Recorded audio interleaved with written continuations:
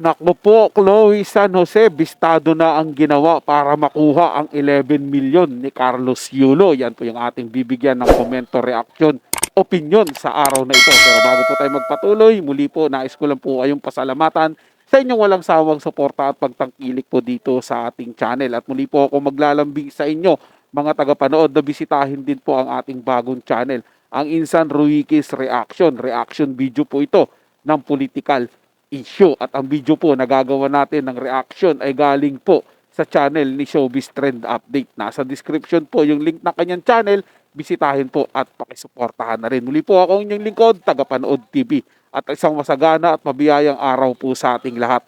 Welcome back po dito sa ating YouTube channel at Facebook page. Huwag na natin patagalin to. Simulan na po natin ang ating reaction video sa araw na to, mga tagapanood. Let's do this! Welcome back sa aking channel, Chloe San Jose bistado na. Ibinuking ng mga tao na nakakakilala sa kanya kung paano niya plinano na kunin ng 11 million kay Angelica Yulo na itatabi sana nito para sa kanyang anak na si Carlos Yulo. Panuurin at pakinggan ang buong detalye.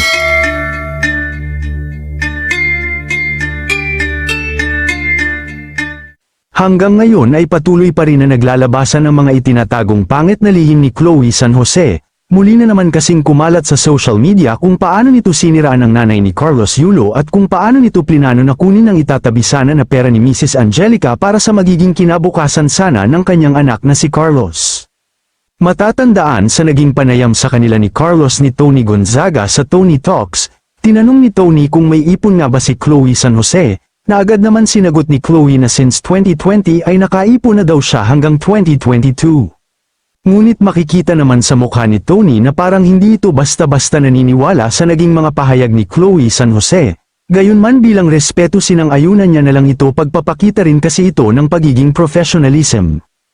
At ayon naman sa isiniwalat ng mga netizens na itong si Chloe San Jose daw ang nagsulsul kay Carlos Yulo upang kunin ang pera na 11 million pesos kay Angelica Yulo na balak sanang i-invest ni Mrs. Angelica para sa magiging future ng kanyang anak na si Carlos. Kaya naman nang masulsulan si Carlos ay agad nitong kinuha ang pera sa kanyang nanay na dahilan ng kanilang pag-aaway at dito na rin nagsimula na sigaw-sigawan, mura-murahin at akusahan ni Carlos ang kanyang ina na isang magnanakaw nang dahil sa sulsol ni Chloe San Jose. At ayon pa sa isiniwalat ng mga netizens, ay ang nabawi na pera ni Carlos daw sa kanyang nanay na 11 million pesos, at ang 8 million dito ay ipinautang sa tatay ni Chloe San Jose upang pangnegosyo daw. Ito ay ayon sa mga isiniwalat ng mga netizens na nakakakilala kay Chloe San Jose at sa pamilya nito sa Pinas. Kaya naman ganun na lang ang pagkadismaya ng kanyang magulang na si Angelica Yulo, dahil sa ginawa ni Carlos sa kanya na sigaw-sigawan siya at sabihan ng magnanakaw na kahit ang alam naman ni Carlos ay para sa kanyang kinabukasan ang kanyang ginagawa. Subalit nang dahil nga sa sulsol ni Chloe San Jose ay naging sarado na ang isip nito at naging bingi sa mga nangyayari para lang magawa ang gusto na makasama ang babae na hindi natin alam kung mahal ba talaga siya o ang kanyang kayamanan. Ayon pa sa mga netizens na galit sa kasinungalingan ni Chloe San Jose, na paano daw siya makakaipon noong year 2020 nagbenta nga siya kay Carlos ng laptop, tapos siya lang din ang gumamit, kaya hindi daw totoo na may ipon siya, yung pera niya ay kay Carlos Yulo galing lahat. Ani ng netizens, 2020, sinungaling ka talaga, nububulol-bulol ka, ganyan ang tao na naknukan ng sinungaling, wala kang naipundar, maski na 5 pirasong yero para magkabahay ka, pera ni Golden Boy yung naipon mo. Kapag ang tao ay sinungaling ay hindi makakapagsalita ng diretso.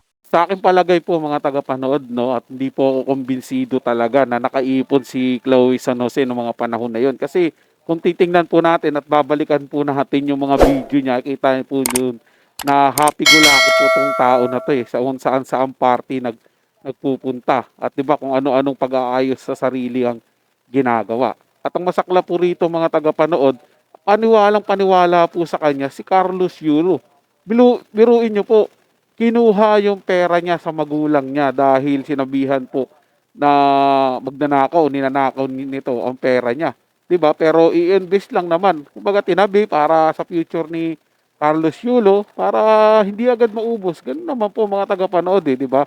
Yung pera, kung tutuusin, pag winaldas mo yan, ang bilis lang po talaga maubos ng pera na yan. Pero pag ininvest mo yan, ninegosyo mo yan, ibinili mo ng mga property yan, at talagang may makikita kang future mo dyan. Kaya lang ha po, nakakapagtaka dito, kinuha yung pera sa magulong ni Carlos Yulo, tapos ipapautang lang din pala sa tatay ni Chloe San Jose. 'Di ba? Ibig sabihin po, napaka-importante ng magulang ni Chloe San Jose kaysa sa sarili niyang magulang. Ano na po nangyayari dito sa isip ni Carlos Yulo?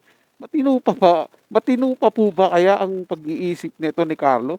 Dapat po siguro mga tagapanood, bago isalang to si Carlos Yulo sa Olympics, dapat siguro suriin to ulit yung kanyang pag-iisip kung okay pa po ba.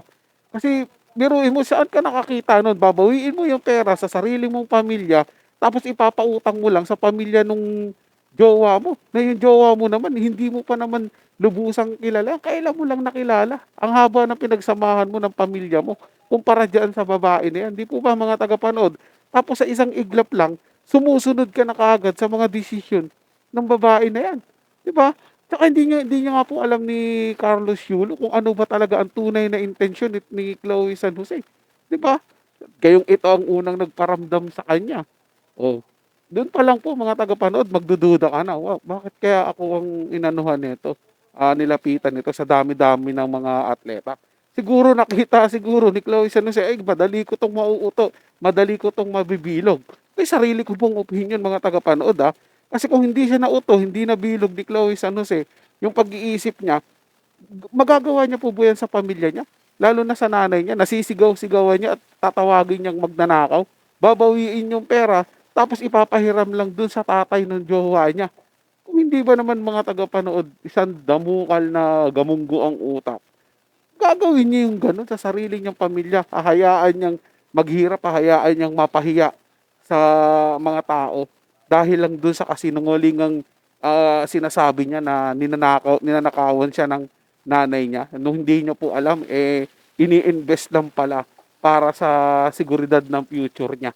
Kasi kung tutuusin po mga tagapanood, wala po talagang magulang na mag-iisip ng masama para sa kanilang anak. Lahat po ng magulang ako, naniniwala po ako mga tagapanood, na lahat ng magulang, ang iniisip lang po nila yung kapakanan ng kanilang mga anak, kung paano nila mabibigyan ito ng magandang future, mabibigyan ito ng magandang buhay pagdating ng panahon. Hindi yung binawasan lang yung ipon mo, ininvest lang dun sa mga bagay na ikauunlad mo, tatawagin mo na kagad magnanakaw at maniniwala ka lang sa iisang tao. Napakamali po nun mga tagapanood. Sino po mga tagapanood, nagustuhan nyo po yung ating talakayan sa araw na to. At kung kayo bago lang po na napadaan dito sa ating channel, huwag nyo po sanang kalimutan na mag-subscribe. Hit nyo na rin po notification bell para lagi pa kayong updated sa mga bago pang video na ating ilalabas. Share, like, and comment din po kayo mga tagapanood. Ating nababasahin at pupusuan. So hanggang sa muli po, ito yung Tagapanood TV. Komento at opinion lamang, wala pong personalan. Paalam po at mabuhay po kayong lahat.